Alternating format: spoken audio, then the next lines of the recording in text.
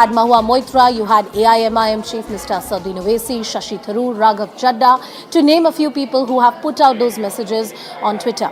After that, of course, there was a political storm that was in the offering, and you had the BJP respond very sharply, who said that these are baseless allegations which have been made without any substance, without any evidence to put it on record. Interestingly, Apple also came out with a statement that does not clarify a lot of important points, which are the key points of contention as far as the political debate is concerned. Let's first take you through these points one by one. How are these security settings really designed? Apple really prides itself on having a different kind of an ecosystem or a technology which protects users and their privacy. It is designed to inform users if they are targeted by state-sponsored attackers. Now, state-sponsored attackers are usually far more equipped, far more technologically better off.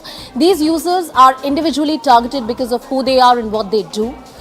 This is something that is a policy of Apple which has been adopted across the world. Attackers also apply exceptional resources to target specific individuals. The fact that they are state-sponsored makes them highly sophisticated with the state-of-the-art technology.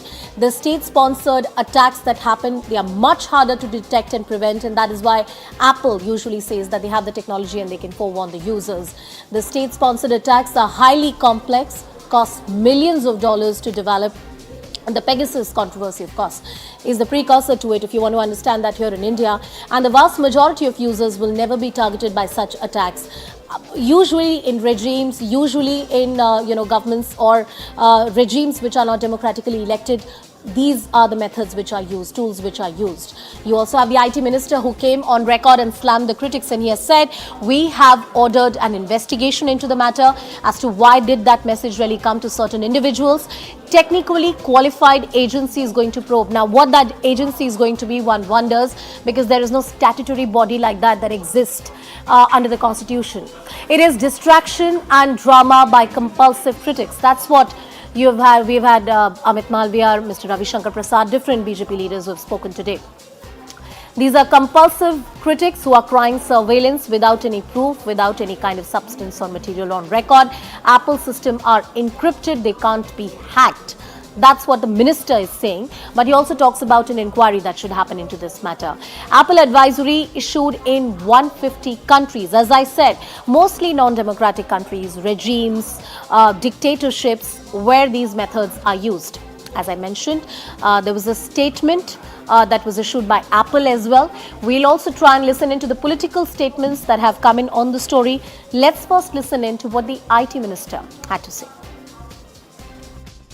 अभी कुछ honourable MPs और कुछ कई अन्य citizens ने जो मुद्दा उठाया है कि उनके पास एप्पल से एक अलर्ट आया है, उसके बारे में मैं आपको क्लियरली कहना चाहता हूं कि सरकार इस मुद्दे पर बहुत कंसर्न्ड है और इस मुद्दे के तह तक जाएंगे। हमने इसमें इन्वेस्टिगेशन ऑर्डर कर दिया है ऑलरेडी और इन्वेस्टिगेशन करके तह तक जाएंगे। My colleague Sharon Elizabeth is joining us on the broadcast. Sharon, there was a statement that came from none other than Rahul Gandhi. It's interesting how Mahua Moitra has the company of the opposition leaders, especially in this part of the narrative that she's put out. As far as the other allegations against her are concerned, which are before the ethics committee, it has been a battle that she is fighting alone. But on this particular issue, it seems that the opposition has joined the bandwagon. Absolutely, because this is not just happening to Mahua Moitra, but also happening to a number of opposition leaders, is what their claim is. We have seen opposition leaders from Shiv Sena, from Congress, from Samajwadi Party who have alleged that they have received this notification from Apple, claiming this to be a state-sponsored attack. Now, of course, we had seen the press conference by Rahul Gandhi, where he has in fact said that how before the general elections, before the assembly elections are happening, the timing is something that he has questioned, that why is it that the entire staff in Rahul Gandhi's office is being their phone is being hacked. KC Venugopal from the Congress party, his phone is being hacked. All this is a master plan by the government is the allegation that is coming in from the opposition. The government, on the other hand, has been saying that there is going to be a proper investigation to see what exactly has happened, whether it is in fact a state-sponsored attack or who is really behind this hacking is something that they are going to figure out through this investigation. But of course, the entire situation is something that the opposition has got, and they will keep attacking the government over this because this we have seen earlier as well over Pegasus issue as well, and now with this Apple notification, this is like an armor to the opposition parties to of course attack the government at this point. All right. Thank you, Shirin, for putting all of that into perspective. Please stay with us on the broadcast. There's a voice coming in from Priyanka Chaturvedi. She's also one of the leaders who has claimed that her phone was allegedly being snooped upon. She's got that message from Apple. Let's listen into Priyanka Chaturvedi. सबसे पहले तो उन्होंने investigation की बात की है, यानी उन्होंने क्लियरली कहा है कि ब्रीच हुआ है, और उन्होंने कहीं ये डिनाई नहीं किया कि एप्पल का जो स्टेटमेंट आया है ऑपोजिशन लीडर्स को वो कहीं गलत है। दूसरी बात जो कह रहे हैं उन्होंने बातचीत की, मैं भी जानना चाहती हूँ किससे बातचीत की। वो एक स्टेटमेंट के आधार पे बोल रहे थे जो 22 अगस्त का एप्पल का स्टेटमेंट है, फ्रेश स्टेटमेंट अगर आपके पास हो, एएनआई ने क्योंकि फ्लैश किया था, एएनआई के पास हो, मैं भी देखना चाहूंगी। और वो उसमें क्या कह रहे हैं, वो कह रहे हैं वो ये नहीं आइडेंटिफाई करते हैं कि कौन स्टेट स्पॉन्सर्ड अटैक हो रहा है, वो बस बताते हैं कि ये काफी सीरियस थ्रेट है फोन को और कॉम्प्रोमाइज हुआ है। तो एक ये कौन है, कौन इसके पीछे जिम्मेदार है, वो इन्वेस्टिगेशन बताएगा। रही बात अगर आप इंटरनेशनल स्टेट एजेंसीज को ब्लेम करेंगे तो इंटरनेशनल स्टेट एजेंसीज हमारे देश में आकर विपक्षी दल के नेताओं को टारगेट करेगी, ये कहीं ना कहीं हास्यास्पद है। तो ये तो मामला बहुत क्लियरली ये है कि besides being a member of parliament, a vocal member of parliament, हम साथ इन दी ऑपोजिशन साथ ही साथ इंडियन सिटीजन हैं और हमारी फंडामेंटल राइट टू प्राइवेसी वो हमें डिनाई की जा रही है और वो केंद्र सरकार की जिम्मेदारी बनती है कि उस पर इन्वेस्टिगेशन हो। मैम ये पहली बार नहीं जब इस तरह की कुछ लोगों की। Let me also cut across to my colleague Pallavi, who's joining us on the broadcast, as senior editor. Pallavi, we heard Priyanka Chaturvedi, we have heard the opposition leaders, including Rahul Gandhi. How do you see this moving forward? This controversy is far from over and is only like to pick up more momentum. Because it's not what argument comes from sources that this was a malfunction. If it indeed was, why is it that those who own Apple phones in the we'll just ask the team to repatch you on the broadcast, but right now we can't hear you. But as my colleague Pallavi was pointing out, this controversy is likely to pick up momentum. Well, the timing is perfect. Talking about the assembly elections, which are just around the corner, and these elections in 5 states are critical to the Hindi heartland, being called the semi-final to the big elections of 2024, the Lok Sabha elections. And when you talk about battles like Madhya Pradesh, Chhattisgarh and Rajasthan, these are battles of prestige for any political party, especially BJP versus Congress. Let's also listen into some more voices coming in. We'll try to connect with our colleagues and experts on the story. Voices. No matter how much we attack Mr. Narendra Modi, it doesn't have an effect. Because the soul is somewhere else. And now we've understood this. We've understood that the soul is there in the parrot. And now we are attacking the soul. And that is why all this is going on. That is why Apple is sending messages. Your phone is being targeted by state-sponsored attackers. क्या message है नहीं है ये उनका कहना है ना, इसको एप्पल क्लैरिफाई करेगा। उसको उनसे परेशानी है तो एफआईआर कर दें, क्यों नहीं पूछते हैं एप्पल के कंपनी से, give explanation what this matter. नहीं संतोषजनक हो एफआईआर करें। लेकिन ये सब कहने के पहले सरकार पर आरोप, ये बिल्कुल बेबुनियाद है, फॉल्स है। Already our leader already mentioned about all these things. We are in the same line. We are repeating the same line. This is a state-sponsored attack, which Google, our Apple themselves is telling. The charge that the government of India is snooping is absolutely preposterous. They made similar allegations at the time of Pegasus, made several statements, held press conferences, did not let the parliament function, but eventually when the Supreme Court appointed committee asked these leaders to submit their phones for investigation, none of them came forward. Well, you heard those voices. We also have Shehzad Poonawalla, the national spokesperson of BJP, joining us on the broadcast. Good evening, Shehzad. Thank you so much for speaking with us. The opposition continues with the narrative that this is a crackdown on freedom of expression and violation of individual privacy. This is the shortest lived allegation. It was made after breakfast and after the PC of Rahul Gandhi, before lunch could be served, Apple clarified that the allegations have no basis. It said that first of all, it does not mean any specific state-sponsored attacker. B, there is no definition of state-sponsored. C, it has been sent to users in 150 countries. I did not know Modi government now has power to snoop on people in 150 countries. Wow, then this should be a real achievement for our government and for us. But having said that, on a more serious note, why do these people make these allegations and run away? In Pegasus, why didn't Rahul ji submit his phone to the technical committee? The technical committee kept asking. Priyanka ji had once said that my children's Instagram account has been hacked. Cert.in had asked for the details and they concluded nothing had been done. And they kept asking Priyanka ji for details. She never provided. And now also, why haven't they gone registered FIR and submitted their phones? They should do it immediately. Anyway, the government has said that we are looking at this seriously because Apple also has to give a specific response. Its response, I've read it, it's very vague. And therefore, they must come out with a more specific response. But why this urge to target India so, immediately? Please tell me, Anusha. Apple has been having a long battle with FBI. You will remember in the San Bernardino case, ever since FBI has been wanting access into the operating system of Apple. And they have been doing all kinds of things. How do we know that this is not FBI maneuver? How do we know that China, which has a vested interest to target Apple and companies of America, because Apple has a reputation its phones are not hackable, and that affects the business of Chinese companies and Chinese phones? How do we know that this is not a motivated attack by them? But Mr. Rahul Gandhi has to abuse India because he hates Mr. Modi. So pick up any allegation under the sun and start attacking and abusing the government. Please tell me, how do they know that the state-sponsored means Indian government state-sponsored? How have they come to this conclusion? And by the way, one thing is very funny, Anusha. Sitaram Yechuri's Apple phone has also been apparently getting this message. I did not know comrades are fighting American imperialism using Apple phones. At least they should shift to Vivo or Xiaomi. I'm going to focus on the far more meritorious arguments that you've made while addressing the question that I had put to you.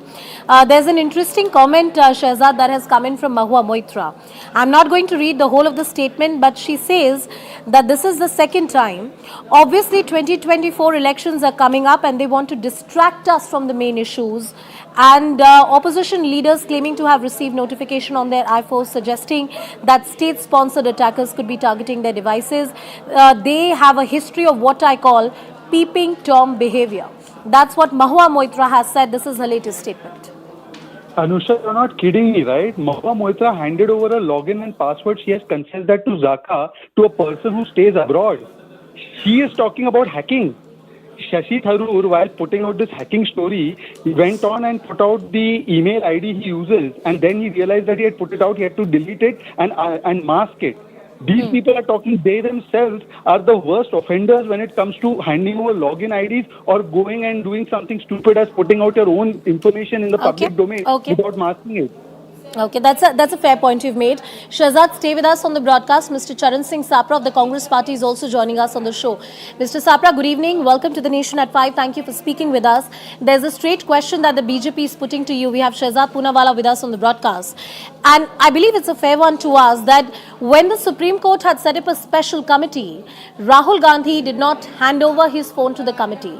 It's make an allegation and run away. That's the trend that has been adopted by the opposition leaders. That's what the BJP is saying. Respond to that, sir. See, hit and run politics is being done by the BJP. This issue has come today whereby the BJP is answerable to the opposition leaders whose phone they have tried, some misappropriation they have tried. And they have clearly said that this is a warning message which has come with saying that state-sponsored attackers. So who are the state-sponsored attackers? They should ask Apple company itself. These questions are to be asked by the government to the company, that why your algorithm is also selective. Only the leaders from opposition parties are being targeted. We all are using these phones, Apple phones, since 20-25 years. And probably this is the first time that such a warning has come. So there is something wrong which the government wants to hide. And they have been doing this jasusi, not now, in Mr. earlier times also. Mr. Sapra, I am not saying that either a corporate entity like Apple or even an elected government needs to be trusted blindly when it comes to citizens' privacy and data. That's not the argument that I'm making. My question too is something different. My question is that when there was a logical conclusion that these allegations could have gained when the matter was before the Supreme Court, why wasn't there a cooperation from the applicants or the petitioners who were there at the Supreme Court? All right, we have to cut across to some latest news coming in. Prime Minister Narendra Modi is a part of a very special event which is happening today. We are cutting across to those visuals which are coming in at this point. This is a special initiative by the Government of India, and this initiative is about celebrating India's vast indigenous culture and heritage. Titled Meri Mati Mera Desh, this campaign is unveiled by Prime Minister during the 103rd edition of a very special program that was put out by the government of Man Ki Baat on the 30th of July. Now, this is a central part of India's 77th Independence Day celebration and hence forms one of the centerpieces of communication of the government with people at large. The timing of it, as I said, becomes important because we are very close to elections, especially the Hindi heartland.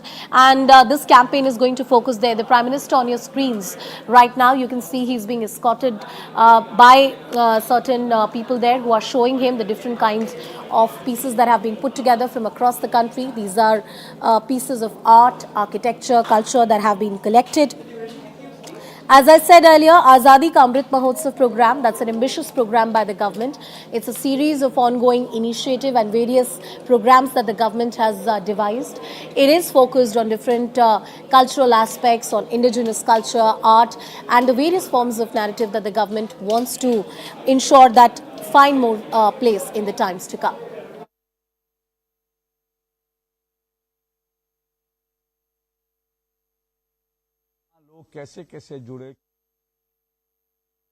Across to my colleague Payal and get more details on the story. Payal, a bit more about this campaign, please.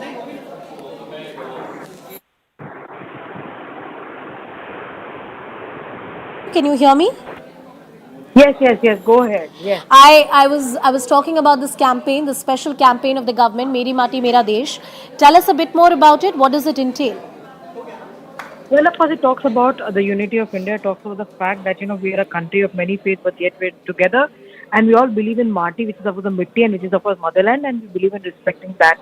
And that is one of the reasons the BJP-led government over here has organized this campaign where, of course, Mitti, or, the mud from various parts of the country have been collected in urns and they've been brought together as a national capital.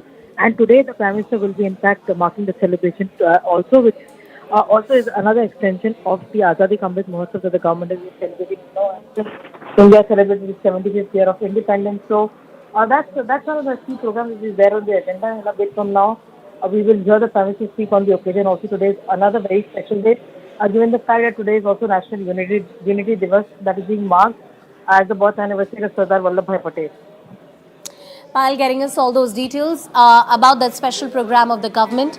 Let's listen in to this event. Let's listen in to the developments coming in, and the Prime Minister is also expected to make an address. मंत्री की और इस वक्त की जो तस्वीरें हैं उसको कैद करते हुए दिख रहे हैं। उसमें भारत की मिट्टी को अर्पित करने के लिए सामने भारत कलश मंच पर उनसे निवेदन है कि वो पधारें और इस देश का नेतृत्व हम सबको प्रेरणा के रूप में अपने कर कमलों से इस माटी को उसमें अर्पित करें, देश की माटी को इस भारत कलश में देवियों सज्जनों और नमन भी करें माननीय प्रधानमंत्री महोदय और सभी जो मंच पर विराजमान विभूतियां हैं वे सभी इस अवसर पर और हम सब अपने स्थान पर खड़े होकर शांत भाव से इस भारत की माटी का ध्यान करते हुए हम सब अपनी इस माटी को नमन करेंगे अपने अपने स्थान पर, क्योंकि भारत के देश के कोने कोने से घर घर से गांव-गांव से खंड से कस्बों से शहरों से ये माटी आई है और अब ये भारत कलश में स्वयं प्रधानमंत्री महोदय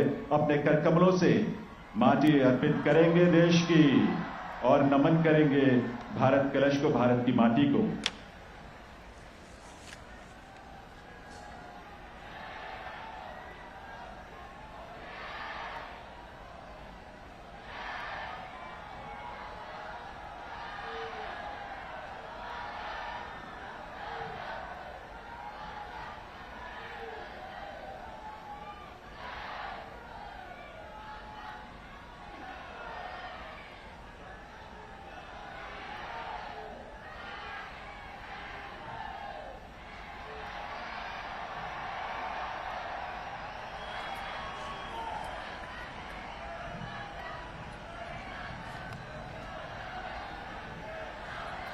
बहुत बहुत आभार माननीय प्रधानमंत्री महोदय का।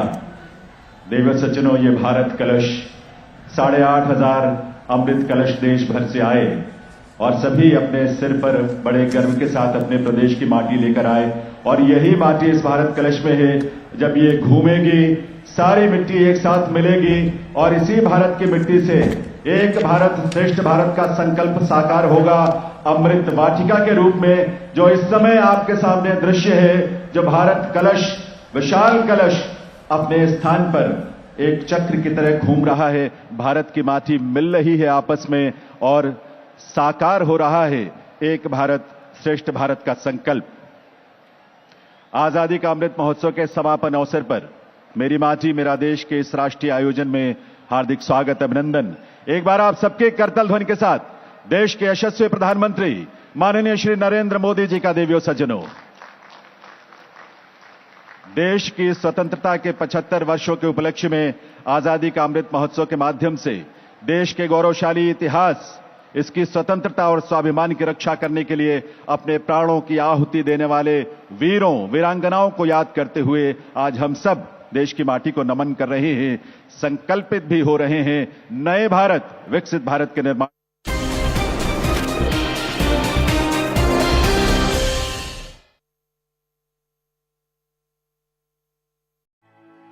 बहनों को दे रहे हैं 500 रुपए का गैस का सिलेंडर हम राजस्थान में दे रहे हैं कांग्रेस पार्टी, तो ऐसा क्यों होगा कि मध्य प्रदेश में भाजपा 450 में गैस का सिलेंडर दे रही है और उत्तराखंड वालों ने क्या बिगाड़ दिया है जो उनको 900 रुपए का गैस का सिलेंडर दिया जा रहा है। बहुत बेसिक सा सवाल है मेरा कि महाराष्ट्र में क्यों 900 रुपए का गैस का सिलेंडर है, क्या वहां भाजपा की सरकार नहीं है? तो ये जैसे मोदी जी एक दिन आए थे और भोपाल में कह रहे थे कि भाजपा की सरकार है, जहाँ जहाँ है वहाँ पेट्रोल 100 रुपये से कम है। आप मध्य प्रदेश के किसी भी पेट्रोल पंप पर पूछ लीजिए 109 रुपये पेट्रोल है। तो क्या मध्य प्रदेश की जो सरकार है वो भाजपा की सरकार नहीं है? ये अलग बात है कि जनता ने जनादेश नहीं दिया था, लूट की झूठ की और सौदेबाजी की सरकार है। मध्य प्रदेश में 27 लाख किसानों की कर्ज माफी कमलनाथ जी के नेतृत्व में कांग्रेस की सरकार ने की है और 21 सितंबर 2020 को इस भाजपा की सरकार ने विधानसभा में वो बात स्वीकारी है। 15 साल तक भाजपा की सरकार रही, उसमें केवल 300 रुपये पेंशन मिलती थी, उसमें भी 150 रुपये केंद्र का अंश था। उस पेंशन को कमलनाथ जी जब मुख्यमंत्री बने तो 3 महीनों में ही हमने उसे 600 कर दिया और हम उसे बढ़ाकर 1000 करने वाले थे। अब कमलनाथ जी आएंगे तो कांग्रेस की सरकार आएगी तो हम उसे 1200 करने वाले हैं। तो यहाँ हमने दिखाया ये एक और बड़ी बात है। 18 साल से मध्य प्रदेश में भाजपा की सरकार है, तो शिवराज चौहान जी को 18 साल लाडली बहनों की याद नहीं आई? जब कोरोना में जनता संकट में थी तो सरकार ने कोई राहत नहीं दी। अब शिवराज चौहान की सत्ता संकट में है, भाजपा की सत्ता संकट में है, तो उन्हें लाडली बहनों की याद आ रही है, राहत याद आ रही है। इसका ये मतलब है कि शिवराज चौहान संकट में है, उनकी सरकार संकट में है, क्योंकि अगर राहत देना होता तो कोरोना में देते। We are joined by BJP MP spokesperson mister Milan Bhargav. Milan ji, पूरे आप भोपाल में घूमे तो एक पोस्टर वॉर्ड टाइप का लगता है, कमलनाथ जी के पोस्टर लगे हैं, बोल रहे हैं 1500 रुपए वुमेन को देंगे, 500 रुपए में सिलेंडर देंगे। एक तरफ पे मोदी जी के पोस्टर लगे हैं कि 1250 दे रहे हैं, 3000 कर देंगे और 450 में सिलेंडर देंगे। तो जनता जो है किसकी बातों पे ज्यादा विश्वास करे? वादे भी एक जैसे ही लग रहे हैं आप दोनों के। देखिए, दोनों में जो मूल अंतर है वो सबसे बड़ा अंतर है, एक सरकार में है और एक विपक्ष में है। जो विपक्ष जो 15 माह पहले 2018 में चुनकर आया था, मध्य प्रदेश की जनता बहुत बेहतर से जानती है। उन्होंने पहले भी वचन किए थे कि ये देंगे, युवाओं को बेरोजगारी 4000 भत्ता देंगे, लेकिन एक भी बेरोजगारी भत्ता नहीं मिला। युवाओं को ढोल चलाने और बैंड बजाने की जरूर ट्रेनिंग देने की कमलनाथ जी ने बात करी। किसानों को 2 लाख कर्ज माफ करने की कमलनाथ जी ने बात की थी, किसी भी एक किसान का कर्ज माफ नहीं हुआ। राहुल गांधी आए थे उस समय, इस समय उन्होंने प्रियंका गांधी जी को बुलाया और कहा कि नई घोषणाएं करिए, क्योंकि राहुल गांधी जी की घोषणा हम पूरी नहीं कर पाए। और मध्य प्रदेश की बीजेपी सरकार वो है जिसने सारी घोषणाओं को पूरा भी किया और जो वचन हमने कहिए थे, जो घोषणाएं हमने की थी, हमारा शीर्ष नेतृत्व आया माननीय अमित शाह जी के द्वारा रिपोर्ट कार्ड जनता के बीच रखा है। ये हमारी दम है। हम पोस्टर में काम नहीं करते, हम धरातल पर काम करते। वो पोस्टर में कर एक जरूर बहलाकर वोट हत्याना चाह रहा है, लेकिन मध्य प्रदेश की जनता बहुत बेहतर जानती है कि किसने काम किया, किसने नहीं किया। In Bhopal, in poll-bound Madhya Pradesh, there's a virtual poster war on the streets of the state capital. Behind me, you can see the poster of Mr. Kamal Nath saying that Sashakt Beti Samridh Nari the Congress big promise of rupees 1500 for women per month and a gas cylinder at rupees 500. But just in the front of it, you will see the posters of the BJP. BJP promising the ongoing Ladli Behna Yojana of the BJP at rupees 1250 per month for women in the state, and with Mr. Big picture of Mr. Modi, the BJP promising that this amount will be increased to rupees 3000 in due course if the BJP comes again to power. Go across Bhopal and you will find these two kind of posters all over the city, some of them juxtaposed against each other, both the parties trying to woo the women in this freebies war, and also the BJP's promise of, you will find also the many of these posters of the BJP promising a gas cylinder at rupees 450, which is 50 rupees lesser than what Mr. Kamal Nath is promising. Another key difference though between these two posters is that on the posters of the Congress, which the BJP is promising, which the BJP is highlighting in fact, that there is only the picture of Mr. Kamal Nath. The BJP says the Congress has no other leader except Kamal Nath. It is facing a paucity of leaders. While if you see the BJP's poster, you will see all their major leaders' faces on the poster. There is Mr. Modi, there is Mr. JP Nadda, Mr. Shivraj Singh Chauhan, Mr. Narendra Singh Tomar, Mr. Jyotiraditya Scindia, Mr. VD Sharma, Kailash Vijayvargiya. So in a way, BJP is saying it has a galaxy of leaders in Madhya Pradesh, also throwing open the chief ministerial question that who becomes the chief minister if the BJP wins. But on the Congress poster, there is only one face and there seems to be no confusion on who will be the chief minister if the Congress wins. Who will be able to woo the woman with this freebie war, freebie poster war, I would rather say, on the streets of Bhopal, we would know on December the 3rd. I am joined by Madhya Pradesh Congress spokesperson Mr. Anand Jat. Anand ji पूरे भोपाल में घूमे तो दो तरह के poster का तरफ freebie war लगता है, कांग्रेस का एक तरफ, कमलनाथ जी का एक तरफ, बीजेपी का। कांग्रेस कमलनाथ जी कह रहे हैं 1500 रुपए वुमेन को देंगे, 500 रुपए में सिलेंडर देंगे। बीजेपी कह रही है हम तो ऑलरेडी 1250 दे रहे हैं, 3000 कर देंगे, 450 में सिलेंडर देंगे। तो क्यों आपके पोस्टर का क्यों जनता की विश्वास करेगी, बीजेपी का क्यों नहीं करेगी? देखिए, कांग्रेस पार्टी जो कहती है वो करके रहती है, और वचन के पक्के कमलनाथ हैं एक तरफ और दूसरी तरफ घोषणावीर मामा है। तो झूठी घोषणाओं के कारण मामा ने मध्य प्रदेश को वाशिंगटन से अच्छी सड़कें अमेरिका तक में बदनाम कर रखा है। तो दोनों का कोई मैच नहीं है। दूसरी बात यह है कि जब हम देखते हैं तो 1500 रुपये हम हिमाचल प्रदेश में भी माताओं बहनों को दे रहे हैं, 500 रुपये का गैस का सिलेंडर हम राजस्थान में दे रहे हैं कांग्रेस पार्टी। तो ऐसा क्यों होगा कि मध्य प्रदेश में भाजपा 450 में गैस का सिलेंडर दे रही है और उत्तराखंड वालों ने क्या बिगाड़ दिया है जो उनको 900 रुपये का गैस का सिलेंडर दिया जा रहा है? बहुत बेसिक सा सवाल है मेरा कि महाराष्ट्र में क्यों 900 रुपये का गैस का सिलेंडर है? क्या वहाँ भाजपा की सरकार नहीं है? तो ये जैसे मोदी जी एक दिन आए थे और भोपाल में कह रहे थे कि भाजपा की सरकारें जहाँ जहाँ है वहाँ पेट्रोल 100 रुपये से कम है। आप मध्य प्रदेश के किसी भी पेट्रोल पंप पर पूछ लीजिए, 109 रुपये पेट्रोल है। तो क्या मध्य प्रदेश की जो सरकार है वो भाजपा की सरकार नहीं है? ये अलग बात है कि जनता ने जनादेश नहीं दिया था, लूट की, झूठ की और सौदेबाजी की सरकार है। मध्य प्रदेश में 27 लाख किसानों की कर्ज माफी कमलनाथ जी के नेतृत्व में कांग्रेस की सरकार ने।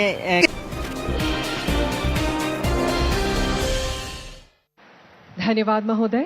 देवियों सज्जनों, लगभग 2.5 वर्षों तक चले आजादी का अमृत महोत्सव कार्यक्रम जन भागीदारी के साथ देश का अब तक का ऐसा सबसे बड़ा महोत्सव बन गया है, जिसमें 2 लाख से भी अधिक कार्यक्रमों का आयोजन देश विदेश में हुआ है। इस पूरी यात्रा को हमने एक छोटी सी फिल्म में पिरोया है। आइए देखते हैं ये फिल्म।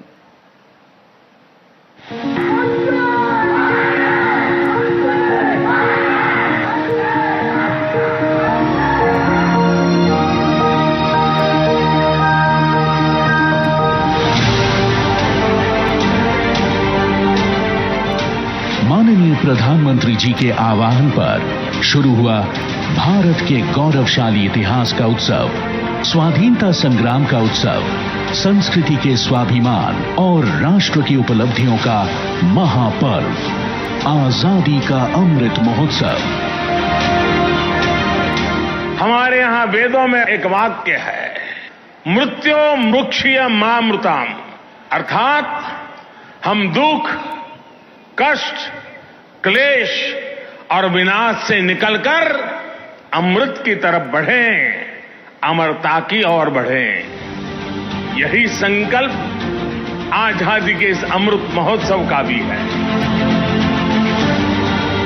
इस अद्भुत आयोजन के अंतर्गत 2 वर्षों में देश विदेश में 2 लाख से ज्यादा कार्यक्रम किए गए, जिनमें जन भागीदारी अविस्मरणीय रही।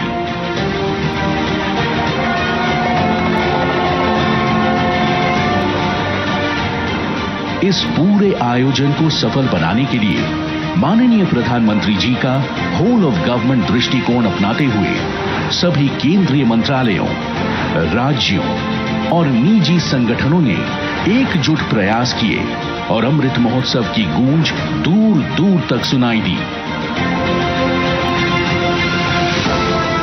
राष्ट्रगान अभियान के अंतर्गत करोड़ों जनगण मन की गूंज एकजुट होकर देश की ताकत बनी।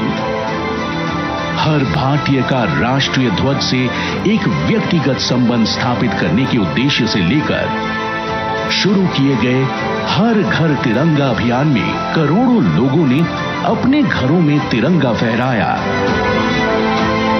आजादी के बाद पहली बार सभी देशवासियों ने मिलकर देश प्रेम का ऐसा आदर्श उदाहरण प्रस्तुत किया।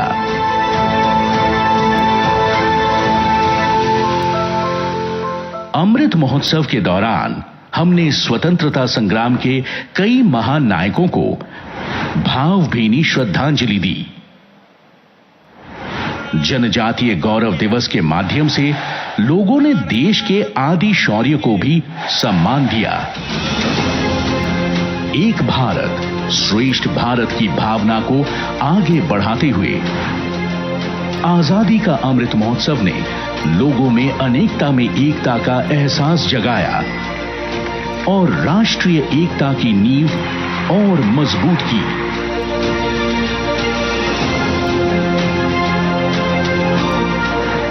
अमृत महोत्सव ने संस्कृति को एक महामंच दिया, जहां कलांजलि द्वारा संगीत, नृत्य और नाटक भी हुए। वितास्ता के माध्यम से कश्मीर घर घर पहुंचा। काशी उत्सव जैसे साहित्यिक सम्मेलन भी किए और प्राचीन भारतीय ज्ञान गंगा की धारा भी बहने लगी। इसी कड़ी में किला और कहानियां और वंडर केव्स अभियानों ने भारत के सांस्कृतिक गौरव का परचम लहराया। देश में हर घर ध्यान लगाया गया। हमारे गांव हमारी धरोहर बने। अमृत कलश यात्रा जैसे सफल आयोजन के साथ मेरी माटी मेरा देश की महान सोच सबके हृदय में घर कर गई। देश की युवा शक्ति ने भी बढ़े चलो का संदेश अपनाते हुए इस महापर्व में असीम उत्साह दिखाया। आजादी के इस अमृत महोत्सव ने सबका साथ, सबका विकास, सबका विश्वास, सबका प्रयास को मूल मंत्र की तरह साधा। माननीय प्रधानमंत्री जी की प्रेरणा से हर भारतवासी ने किया पंच प्राण निभाने का वादा। आजादी का अमृत महोत्सव व पंच प्राण की गूंज 140 करोड़ भारतीयों के हृदय में गूंजती रहे। इससे सुर मिलाकर सभी धड़कन यही कहे, जय हे, जय हे, जय हे।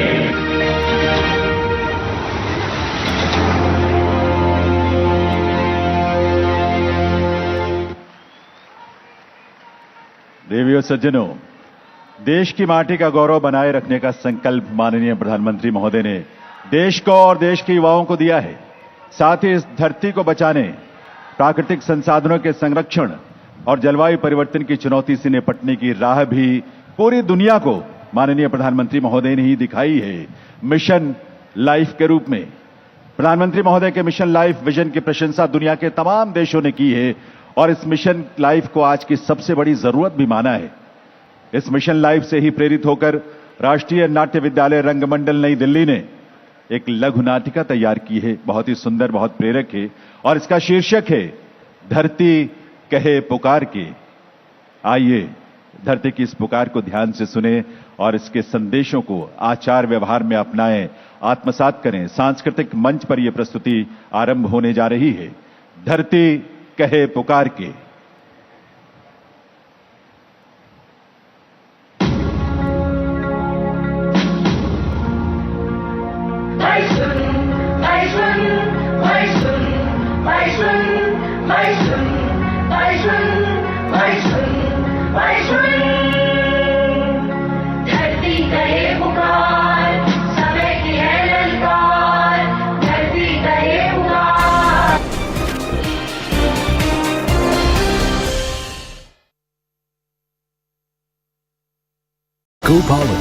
सितंबर 2020 को इस भाजपा की सरकार ने विधानसभा में वो बात स्वीकारी है।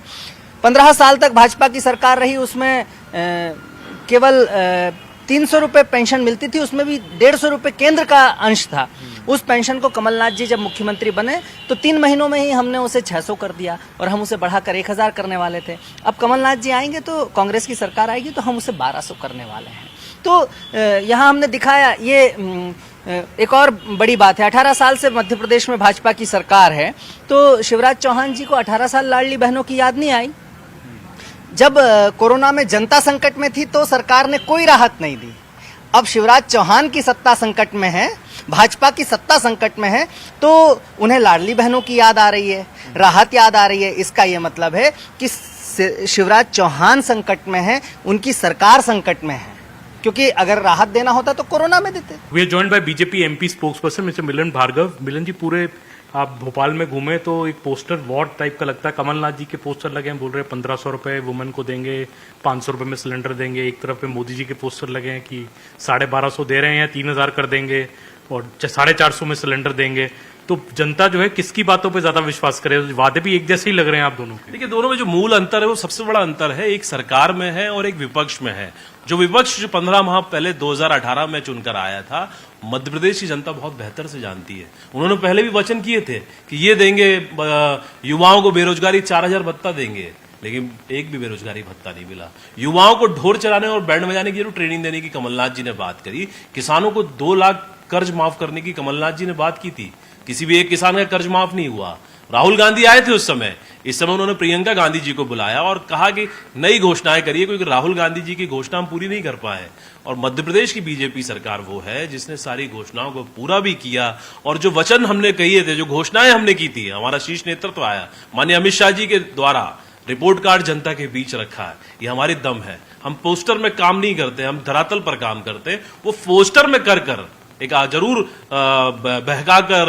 बहलाकर वोट हत्याना चाह रहा है, लेकिन मध्य प्रदेश की जनता बहुत बेहतर जानती है कि किसने काम किया, किसने नहीं किया। In Bhopal, in poll-bound Madhya Pradesh, there's a virtual poster war on the streets of the state capital.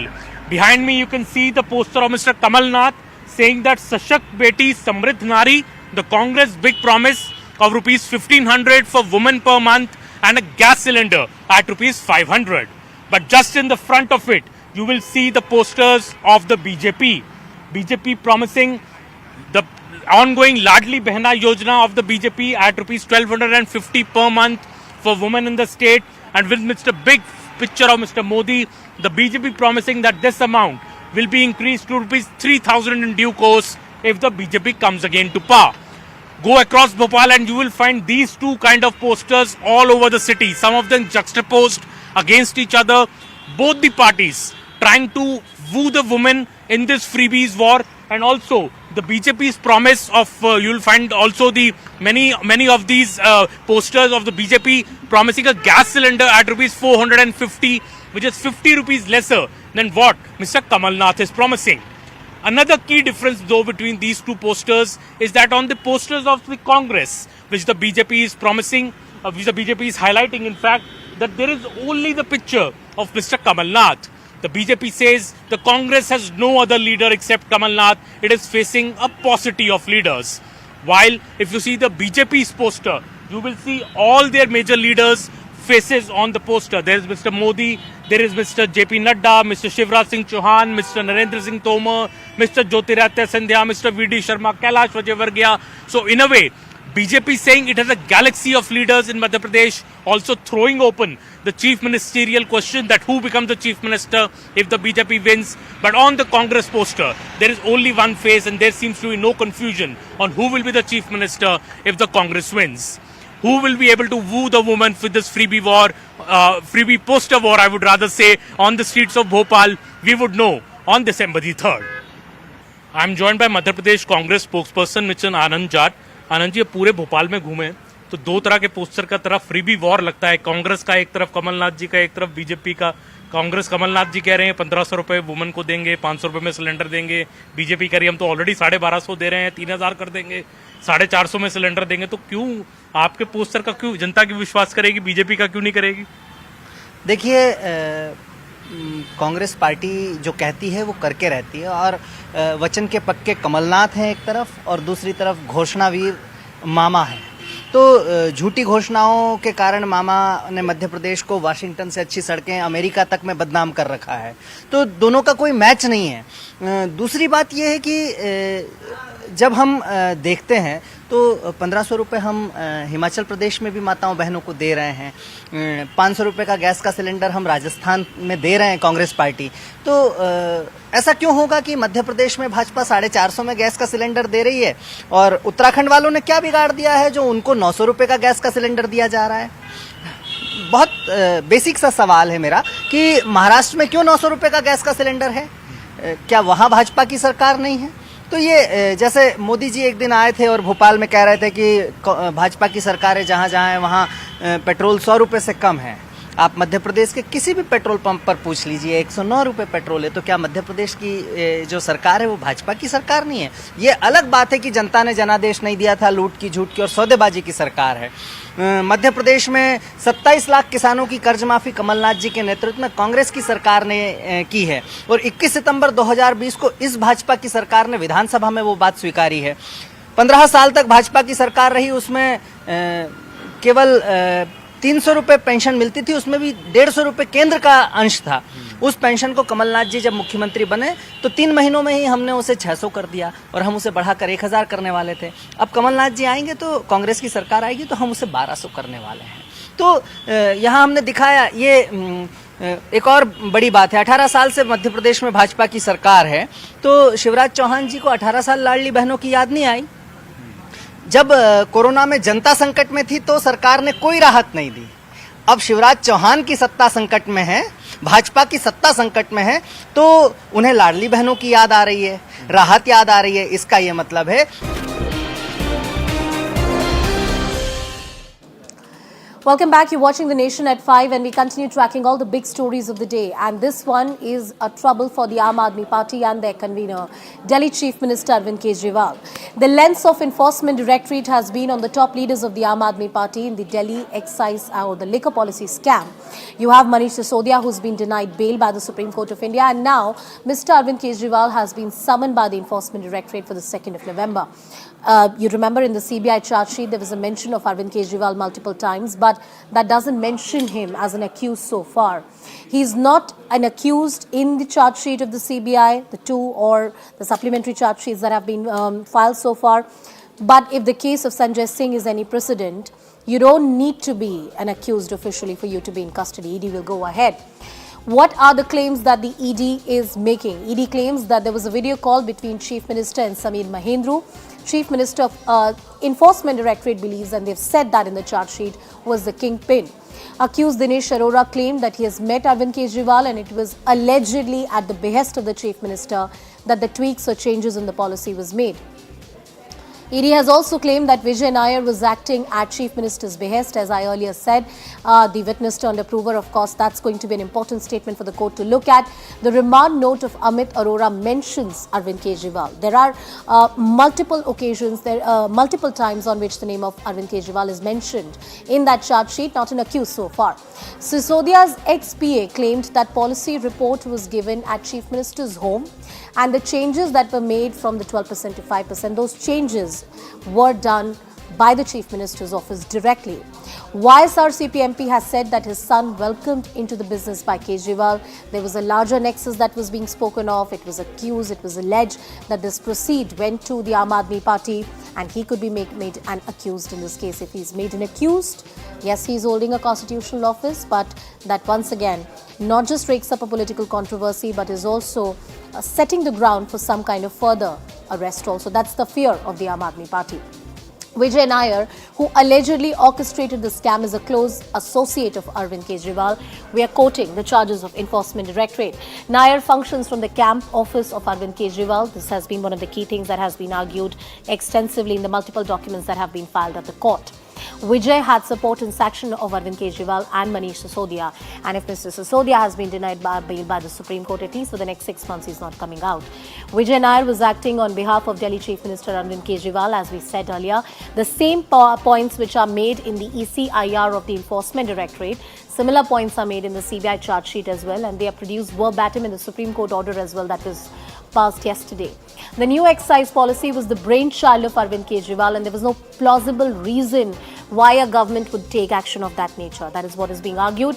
Sameer Mahendru spoke to Kejriwal on a FaceTime call, once again reiterating on various occasions why and how Arvind Kejriwal was involved in this. In this video call, Kejriwal told Mahendru that Vijay is his boy. This particular portion was also argued very extensively in the court, that if the Chief Minister made a statement of this nature and there are alibis who can prove that, who can corroborate that, it directly raises questions on Aam Aadmi Party convener, Delhi Chief Minister Arvind Kejriwal. In fact, there was a suggestion by the top law officers of the central government that the Aam Aadmi Party could be made an accused in this matter. It's a wait and watch. Let's listen into some reactions on the story. सच्चाई ये है कि जब से सत्ता में आए हैं, एक के बाद दूसरा इनका नेता भ्रष्टाचार में लिप्त पाया गया। और आप पिछले 8-9 वर्षों की कड़ी एक के बाद दूसरी देखिए कि कैसे व्यापक भ्रष्टाचार आम आदमी पार्टी ने दिल्ली से लेकर पंजाब तक किया है। तो इसलिए मैं कहना चाहता हूं, जिसका मुखिया ही ऐसा हो जो ईमानदारी के सर्टिफिकेट बांटता हो, तो पता है कि आशीर्वाद किसका था, किसके कहने पे भ्रष्टाचार हो रहा था और पूरा षड्यंत्र कहां से रचा जा रहा था। Bharatiya Janata Party has adopted a strategy that whoever they cannot defeat in elections, they will finish off the parties by sending all their leaders to jail. If all leaders of Aam Aadmi Party are arrested, how will the party contest elections? So this is an attempt by the Bharatiya Janata Party to subvert democracy, to subvert elections, and to try and finish off Aam Aadmi Party. But the fact of the matter is that today ED and CBI are being used as weapons against all opposition leaders. दिन पहले मनोज तिवारी ने खुद अपने interview में कहा कि अब जो है अरविंद केजरीवाल जी और राघव चड्ढा जी को जो है गिरफ्तार करेंगे। तो ये तो भारतीय जनता पार्टी की एक पॉलिटिकल स्ट्रेटेजी का हिस्सा है कि आम आदमी पार्टी के शीर्ष नेताओं को सबको जेल में डाल दिया जाए और आम आदमी पार्टी को खत्म किया जाए। कारण राजनीतिक है। हमसे परेशानी जो है भारतीय जनता पार्टी की बहुत पुरानी है। कई बार पार्टी को समाप्त करने की कोशिशें की गई। My colleague Anshul is joining us on the broadcast. A notice or a summon for Arvind Kejriwal. Clearly, this has raked up a political controversy. We have seen the sort of statements coming in from the Aam Aadmi Party leaders. The key defense, political defense, Anshul, that has been offered in the public domain by the top netas of the Aam Aadmi Party. So yes, the Aam Aadmi Party has constantly been saying that they are being targeted by the Bharatiya Janata Party because of the manner in which they have gained success over the last 1 decade. But yes, this has been the argument of the Aam Aadmi Party since day one, be it during the arrest of Satyendra Jain and then for Manish Sisodia and then even for Sanjay Singh. This has been the constant argument that the Aam Aadmi Party has put forth. But yes, the agency believes and now even the courts believe that yes, it is very, very important for them to stay behind the bars, and that is the reason why we saw that the bail petition for Manish Sisodia was dismissed yesterday by the highest court itself. So yes, all these questions that are being raised by the Aam Aadmi Party, there is definitely something that the ED is thinking about at this point in time. Because remember, since the investigation has started, the Enforcement Directorate has recorded statements of more than 51 people who were somewhere or the other involved in this entire matter, and many of them have gone ahead and taken the name of Arvind Kejriwal. In fact, in the charge sheet that was filed against Manish Sisodia, the name of Delhi CM Arvind Kejriwal has been mentioned more than a dozen times. And this is one of the bases on which the Enforcement Directorate has asked Arvind Kejriwal to come to the fore and join into the investigation on November 2nd. But yes, if at all Arvind Kejriwal will go on November 2nd, that is still a big question mark, because it has still not been confirmed by him or by people within the party that Arvind Kejriwal will be joining the investigation on November 2nd. What the party is seeing at this point in time is that they are consulting with their lawyers and they will look as to how to respond to this summons that they have gathered. Also, very importantly, today the barrage of press conferences that were conducted by the Aam Aadmi Party, they said that it is very, very likely that Arvind Kejriwal would be arrested on the 2nd of November. So all these political drama has already started. But yes, the Enforcement Directorate is very, very sure, and also what Enforcement Directorate has confirmed to CNN News 18 is that post the arrest of Sanjay Singh, they have found some new facts, and these facts also needs to be confronted with the Delhi CM Arvind Kejriwal, and hence this summon that has been served to the Delhi CM becomes really very important for the investigation, and especially at the juncture on which this investigation is standing at this point. If he can be summoned, he's not an accused so far, but that doesn't mean that no further action can be taken against him by the Enforcement Directorate.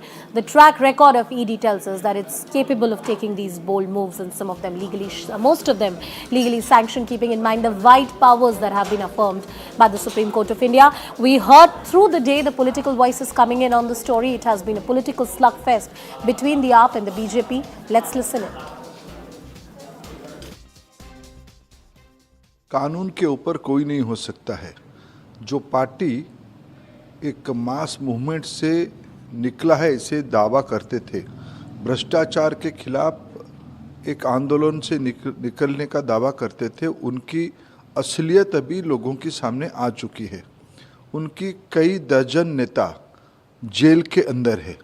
Money laundering, प्रमाण के साथ भ्रष्टाचार की तथ्य, ये सब उजागर हो चुका है। कई प्रकार की आरोपों में ये लोग घिरे हुए हैं, इनको बेल तक भी नहीं मिल रहा है। स्वाभाविक उस पार्टी की नेता जो एक प्रशासनिक इकाई के प्रमुख है, उन्हीं की सरकार की शराब नीति के बारे में ये प्रश्न है, तो मुख्यमंत्री करके तो उनको उत्तर देना ही पड़ेगा ना। देखिए, इसमें कोई बहुत आश्चर्य की बात नहीं है। जिस तरीके से भारतीय जनता पार्टी षड्यंत्र करके ये पूरी प्रक्रिया को अंजाम दे रही थी, ये इनका उद्देश्य बड़ा स्पष्ट है। पर उपस्थित निशित प्रामाणिक जी, बहन मीनाक्षी लेखी जी और आज देश भर से आए हुए प्यारे युवा साथियों, आज लौह पुरुष सरदार पटेल की जयंती है और आज के ही दिन देश के 7500 स्थानों से, देश के हर गांव से पवित्र मिट्टी को एकत्रित करते हुए आप सभी लोग यहां पर आए हैं। मोदी जी ने एक कल्पना को एक प्रकार से दो बड़े कार्यक्रमों के साथ जोड़ा है। आजादी के अमृत महोत्सव के 2 लाख कार्यक्रमों का आज समारोह हो रहा है और आज से मोदी जी ने जो हम सब का आह्वान किया है, अमृत काल की शुरुआत भी हो रही है। ये आजादी के अमृत महोत्सव लेकर आजादी की शताब्दी तक का ये 25 साल देश को महान बनाने का संकल्प, देश को दुनिया में सर्वप्रथम करने का संकल्प और देश को समृद्ध और सुरक्षित करने का संकल्प लेने का समय है। और ये 25 साल वो संकल्प को सिद्ध करने का समय है। ढेर सारे कार्यक्रम, 2 लाख से कार्यक्रमों से ज्यादा कार्यक्रमों से जो राष्ट्रीय चेतना जागृत हुई है, आजादी के अमृत महोत्सव के कार्यक्रमों में उस सारी चेतना को एक संकल्पों के माध्यम से चैनलाइज कर महान भारत की रचना का संकल्प मोदी जी ने हमारे सामने रखा है। आज देश भर से जो पवित्र मिट्टी यहां पर आई है, ये मिट्टी एक अमृत वन में परिवर्तित होगी। इस कलश 25 साल तक हमें महान भारत की रचना का हमेशा के लिए प्रेरणा देता रहेगा। इस अवसर पर मैं देश भर से आए हुए सारे युवाओं का बहुत बहुत अभिनंदन और धन्यवाद करता हूं। और प्रधानमंत्री जी ने जो हम सबके सामने लक्ष्य रखा है महान भारत की रचना का, वो 130 करोड़ की जनता एकत्रित आकर वो लक्ष्य को सिद्ध करे, ऐसी अपील कर मेरी वाणी को विराम देता हूं। वंदे मातरम।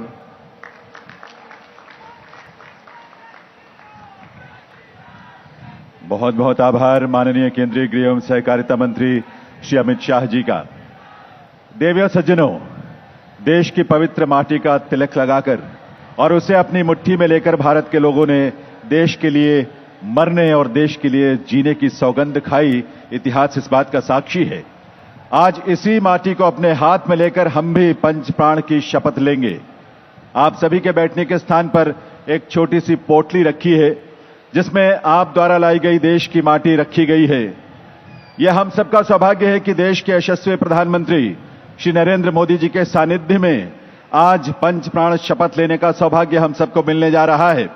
आइए हम सब अपने स्थान पर खड़े होकर इस पावन माटी की पोटली को अपने बाएं हाथ में लें और अपना दाहिना हाथ सामने रखकर शपथ लें पंच प्राण की।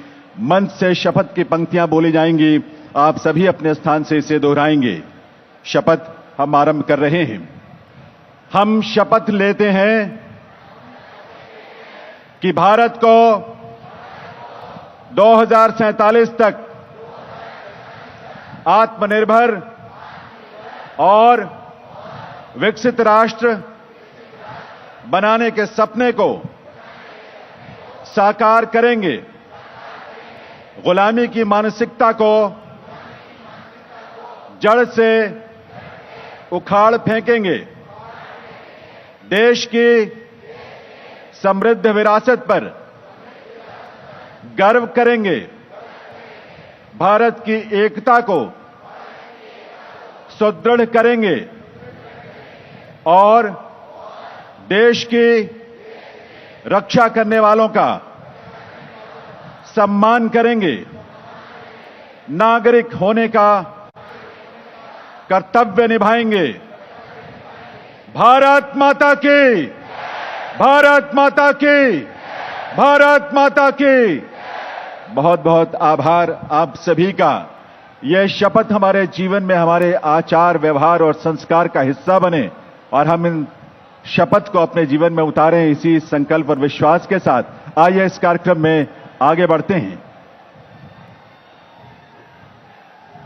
अब मैं माननीय प्रधानमंत्री श्री नरेंद्र मोदी जी से विनम्र अनुरोध करूंगी कि वे कृपया वर्चुअल रूप से मेरा युवा भारत पोर्टल लॉन्च करें, जो भारत के युवाओं को सरकारी कार्यक्रमों के दायरे में विभिन्न राष्ट्र निर्माण गतिविधियों में सक्रिय रूप से योगदान करने के अवसर प्रदान करेंगे।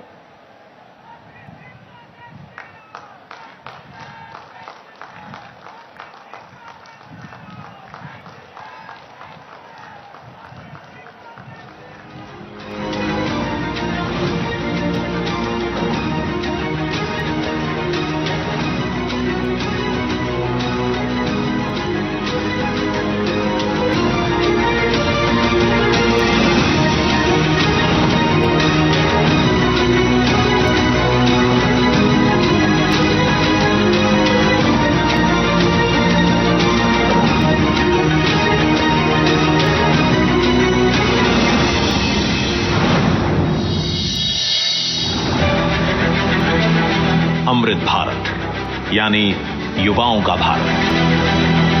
और प्रधानमंत्री नरेंद्र मोदी ने युवाओं की आकांक्षाओं को साकार करने का एक और विजन दिया है,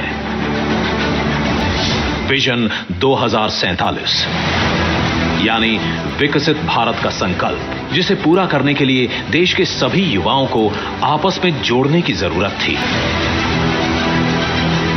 युवा देश के किसी भी क्षेत्र में रहते हों, उनकी आकांक्षा आगे बढ़ने और कुछ कर दिखाने की है और उन्हें अपने सपनों को हकीकत बनाने के लिए मौकों की आवश्यकता है।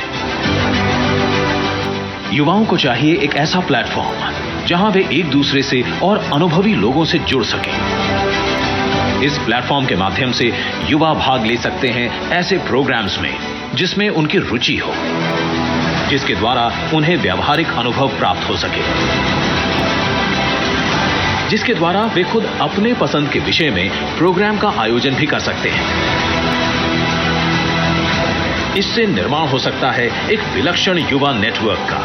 इस सपने को साकार करने के लिए शुरू किया गया है mybharat.gov.in पोर्टल। ये एक ऐसा पोर्टल है जिसमें होगा तेज तर्रार दुनिया का सबसे तेज संचार, नए डिजिटल टूल और अत्याधुनिक तकनीक। माय भारत डिजिटल प्लेटफॉर्म होने के साथ साथ देश भर के जिलों में जमीनी तंत्र से भी जुड़ा होगा, यानी कि भारत के युवाओं को दोनों ही माध्यमों से फायदा होगा। मैं 18 से 25 वर्ष के ऊर्जा और संकल्प से भरे हमारे यशस्वी युवाओं से बात करना चाहता हूं। मैं इन्हें न्यू इंडिया यूथ मानता हूं। न्यू इंडिया यूथ का मतलब होता है उमंग, उत्साह और ऊर्जा। मेरा विश्वास है कि हमारे इन ऊर्जावान युवाओं के कौशल और ताकत से ही हमारा न्यू इंडिया का सपना सच होगा। ये भारत की जोशीली युवा आबादी को जोड़ सकता है, उनके सामर्थ्य को निखार सकता है। युवाओं में होगा नेतृत्व विकास, तो एक दूसरे से सीधे संपर्क स्थापित कर तकनीकी शिक्षण, नेतृत्व कौशल, स्थानीय व्यवसाय और अनुभव में होगी प्रगति। जहां होगी सरकार, उद्योग और स्थानीय निकाय के साथ निरंतर भागीदारी। सरकार और जनता के बीच हो सीधा संपर्क, एक बेहतर दो तरफा संचार का माध्यम। यही तो है एक विकसित भारत की परिकल्पना, जिसे साकार कर रहे हैं प्रधानमंत्री जी। मेरा युवा भारत, समर्थ युवा, सशक्त भारत। बहुत बहुत आभार माननीय प्रधानमंत्री महोदय का। मेरा युवा भारत का संकल्प हमारे युवाओं को देने के लिए और इस पोर्टल के शुभारंभ के लिए। देवी सज्जनों, आजादी का अमृत महोत्सव के दौरान देश में जन भागीदारी की एक नई सोच, एक नई संस्कृति को हमने आकार लेते देखा है। साथ ही भारत सरकार के विभिन्न मंत्रालयों और विभागों तथा सभी राज्यों और केंद्र शासित क्षेत्रों ने भी इस महोत्सव में बढ़ चढ़कर हिस्सा लिया है। इनमें से दो वर्गों यानी केंद्रीय मंत्रालय और विभाग तथा राज्य और केंद्र शासित क्षेत्र, इनमें से प्रत्येक वर्ग में सर्वश्रेष्ठ प्रदर्शन करने के लिए पहले 3 स्थानों के लिए यहां आज अकम पुरस्कार प्रदान किए जाएंगे। इन अकम अवार्ड्स के लिए उच्च स्तर पर गठित एक समिति, जिसने अलग अलग मानदंडों के आधार पर अकम अवार्ड्स के विजेताओं को चुना है। पुरस्कारों की शुरुआत हम राज्य और केंद्र शासित क्षेत्र के वर्ग से कर रहे हैं। मैं माननीय प्रधानमंत्री महोदय से निवेदन